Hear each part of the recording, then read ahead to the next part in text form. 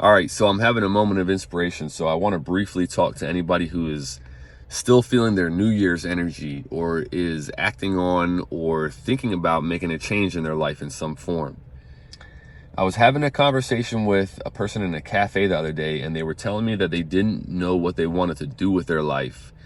And this sounds like really deep. There was some more stuff that led up to that. That wasn't their introduction, but we got to that point. And so I was asking them, well, what is your spiritual practice? Do you have some sort of spiritual practice?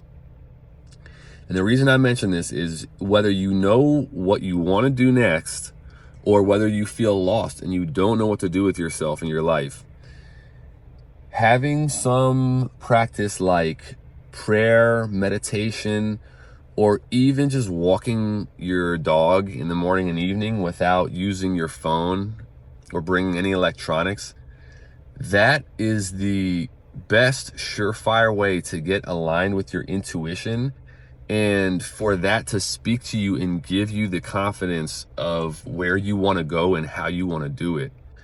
And so being able to get in touch with your gut feelings and your higher voice, as I'll call it sometimes, that is such a beneficial thing.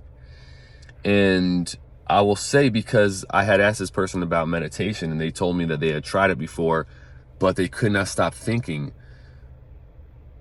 Whatever your spiritual practice is, I would encourage you to free yourself of any expectations of what it's supposed to look like. If you can't stop thinking, observe your thoughts.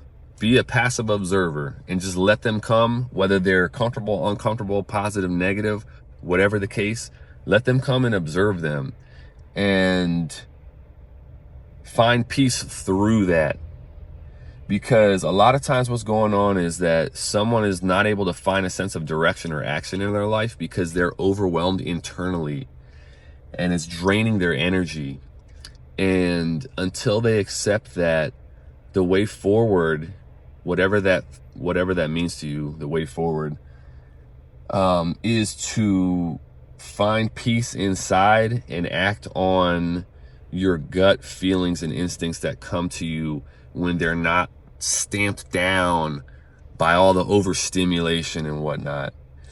That's a big one in today's day and age, is getting past the overstimulation and away from that. So anyways, I highly encourage anybody who's watching this to develop some kind of spiritual practice. Free yourself of the expectations of what form it's supposed to take, and especially how often you're supposed to do it and for how long you're supposed to do it. If you can meditate for 1 minute, that's good. If you can do it for 30, sure, that's great too. But don't pressure yourself too much with getting in touch with the internal.